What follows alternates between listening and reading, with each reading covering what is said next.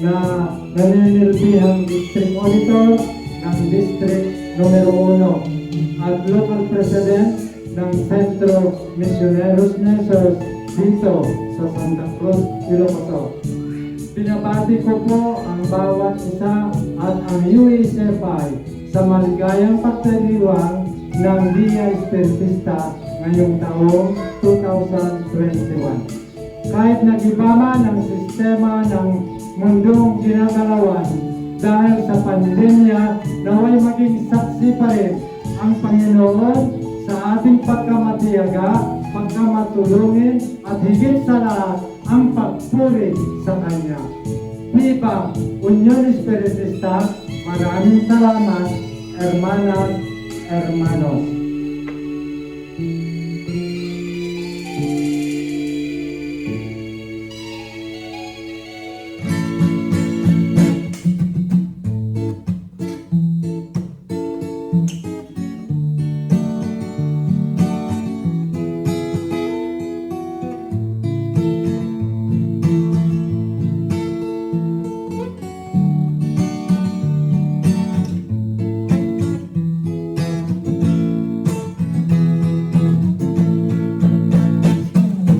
Tayong mga Espiritista ay sumasamba sa dakilang Ama, Espiritu Santo. Ipinangako niya na siyang magtuturo at siyang magpapaalala sa mga anak niya.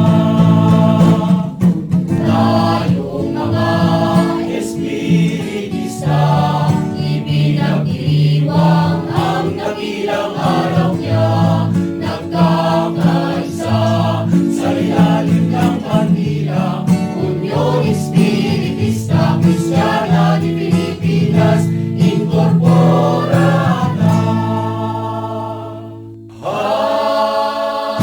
Halina't isigaw mo ngayon sa buong mundo, mga Espiritista, taglay ang Ebanghelyo. Habilin ni Jesus sa kanyang mga disipulo, kaya ang salita niya sa lahat ng tao.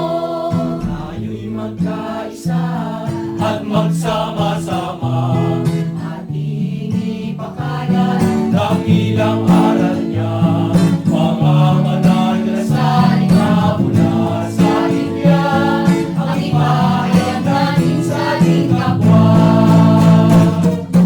Tayong mga Espiritista, ipinagdiriwang ang dakilang araw niya, nagkakaisa sa ilalim ng bandila, Union Espiritista Cristiana de Pilipinas Incorporada.